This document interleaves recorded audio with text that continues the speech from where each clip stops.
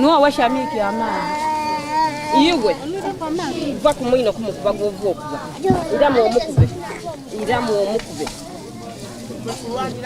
Iramu omukuba ojja kumbona. Mwana wange mali akafala kutupada amadi omugwako omukuba ndakukuba. Kikulu abakulu bali kuba boina abaki.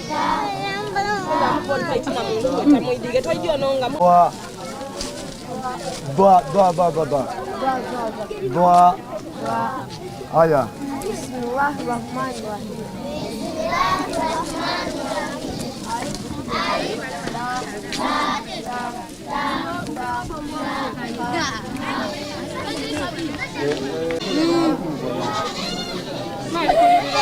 To make Islam polished like the way our Nabi Muhammad sallallahu alaihi wasallam fought is what we are fighting to do, and make our fellow Muslims to become also educated like others.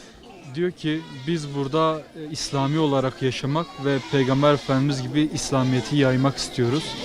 Okay, do you want to say to us anything? Yes. What? Being here, we are not welcome. We are not well off. Yes. Yeah, we are here to still ask for an upper hand, such that we go away from the situation we are in, because we want to become people like others who can talk about.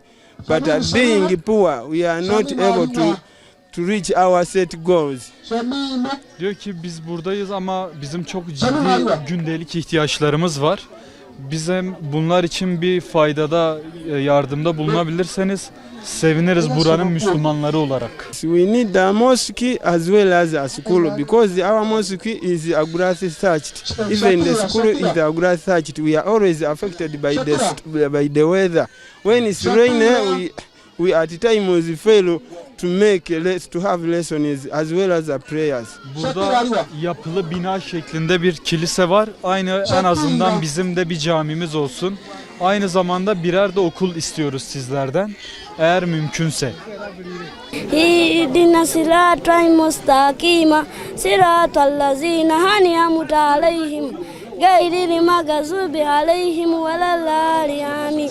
Kul huvallahu ahad Allahu samad lam yalid ve lam yulad ve lam yakun lahu kufuwan ahad. Allahu Ekber. Allahu Ekber. Maşallah, maşallah, maşallah.